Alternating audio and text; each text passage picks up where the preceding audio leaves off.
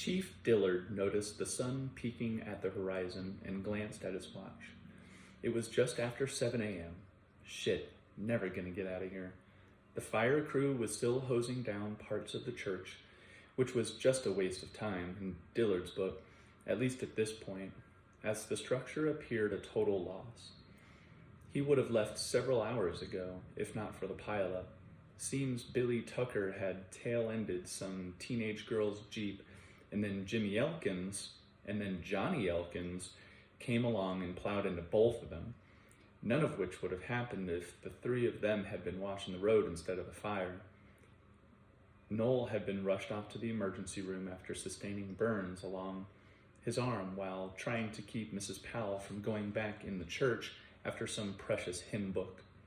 This left Dillard to take care of the mess, all while trying to keep the scene secure.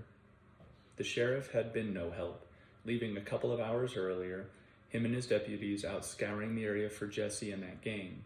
Fuck, that son of a bitch is probably snooping around the general's compound this very minute. And on top of that, Dillard still had Linda and Abigail to deal with. At least they ain't going nowhere. At least, I hope not. He felt his chest tightening. Calm down. No way they could have gotten out of there. Shit, just too many loose ends. Too many loose ends. Dillard knew he didn't do well when things got out of his control, and he couldn't remember things ever being more out of his control. He took off his hat, rubbed the side of his head, wished he brought along a few of those pills. The fire chief, John Atkins, came walking over. "You seem out of sorts, Dillard. Something bothering you?" "Yeah, got a darn headache that just won't let up."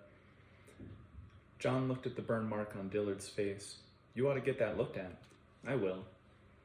"Looks like all those bystanders are gone home," John said. "Don't see much reason for you to be standing around here in the cold. Why don't you head on home and get some sleep? A bit of shut-eye is the best thing I've found for a headache." Shut-eye, Dillard thought. Won't be getting any of that for a while. Not until I'm done with Linda and Abigail, anyway.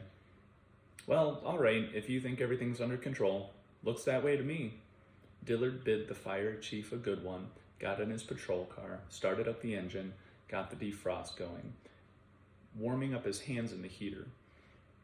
He dropped it into gear and started home.